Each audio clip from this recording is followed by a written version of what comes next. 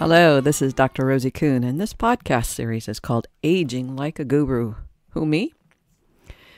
So sometimes, and it doesn't actually matter whether it's been in the last decade, which means in my 70th decade or earlier, but there's been times, and there are times, when where I'm at is not where I want to be.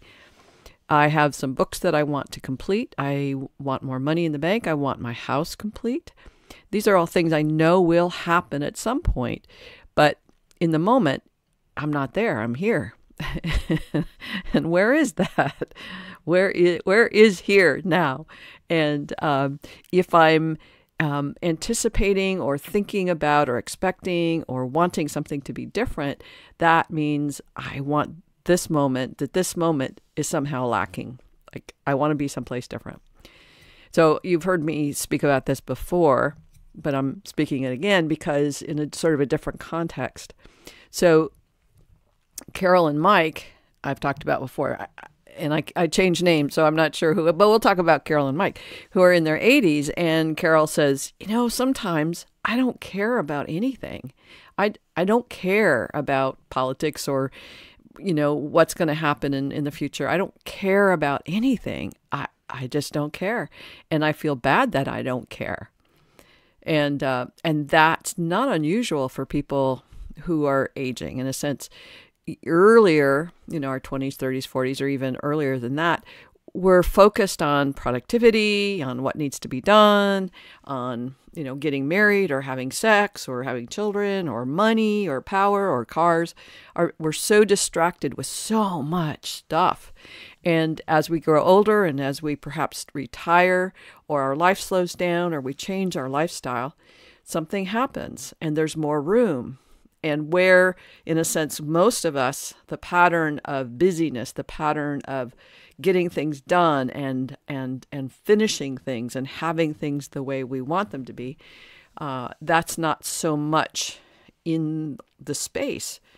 A friend of mine who's gone through some recovery, and this is true for a lot of people who have gone through recovery, is they're so have been in the dramas and the intensity of getting and having or being or the addictions of, being in that state of whatever it is that their isms, their substance use is giving them.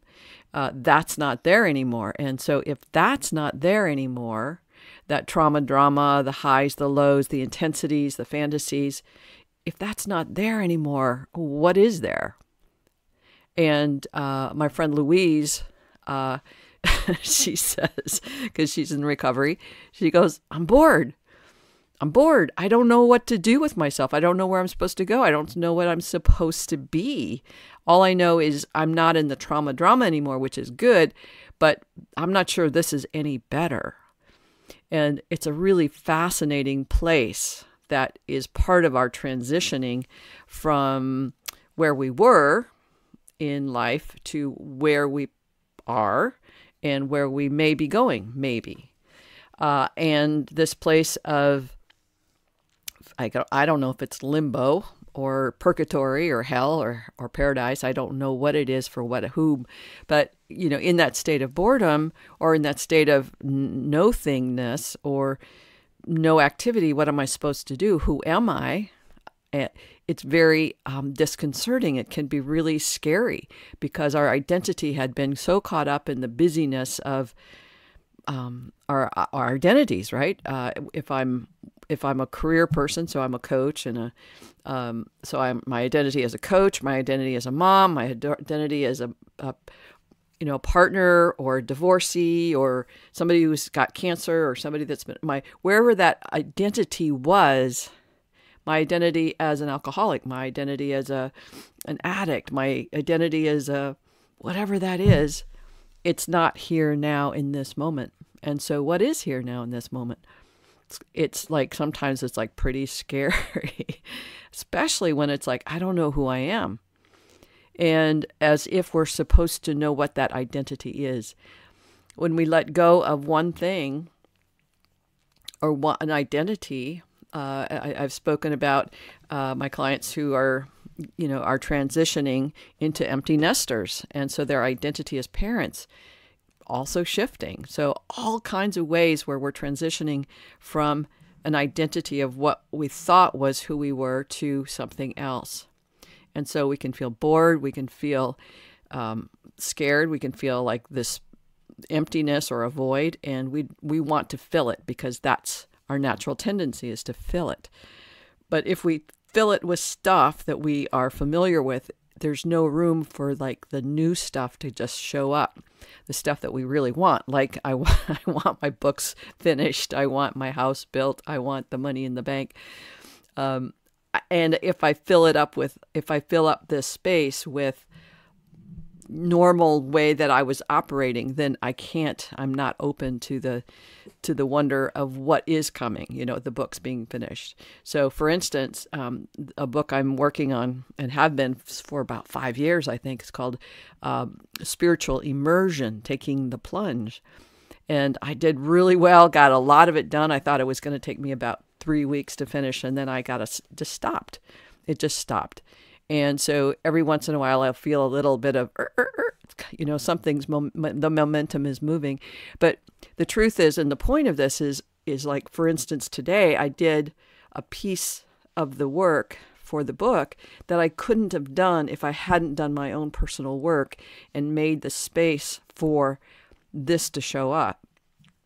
And so quite often when we're in a hurry to have something be here, when we're feeling like we don't care about anything, there's a space, and in that space, Brian Swim called it fecund, which means it's empty, but it's full. And it's the space of the universe, if you will, and it's the space of our lives where it feels empty, and it might feel like a void, it might feel isolating or lonely and boring.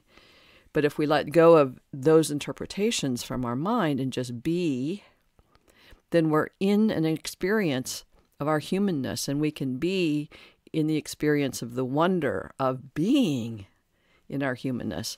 We don't think about it very much that way because we're so entrained and conditioned to think about I should care about things, and I should be doing something, and I should be productive, and I should be creative. And all those shoulds just interfere with like who I am. Ram Dass wrote a book called Be Here Now. And again, it's that same element of stop trying to be something, stop trying to make the world something, stop filling the space of life and let it be what it is. In the book Oneness, which I read every day, transcribed by Rasha, it's like be here now, and in here, I forgot what I was going to say, actually, in that thought of telling you about Rasha, that sense of I am this in this moment, and if I stop and be in the stillness of this, then I can experience me, regardless of the interpretations I put on it. I'm being, I'm this energy, this being that is, and in this isness, I can just be. I don't need to interpret it. I don't need to make it right or wrong or what I should or shouldn't be. I don't have to care about anything in this moment. And at the same time, as for Kara will say, when she's saying, I don't care about anything, that's what it appears in that moment. It's not apathy.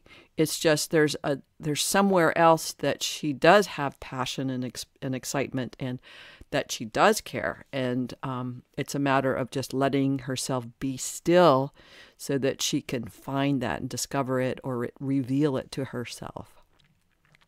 So the whole point of this is stop not, and I, the intention, one of the intentions of this podcast is not to tell you what to do or tell you to stop doing something, but be curious about who you are and how scary it is when you're giving something up or doing something different, and you find a space or a time where there's nothing to do and there's nothing to be. There just is now. There's nothing lacking. There's nothing you're supposed to do or be. And to just be curious about what's that like.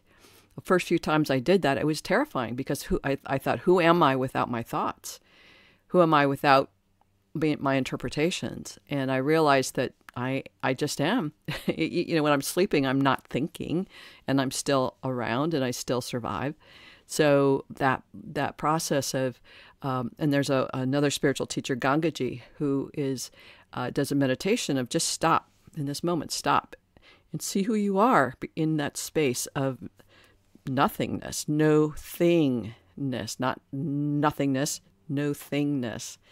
And it's really quite wonderful when we can do that. All right, that's it for now.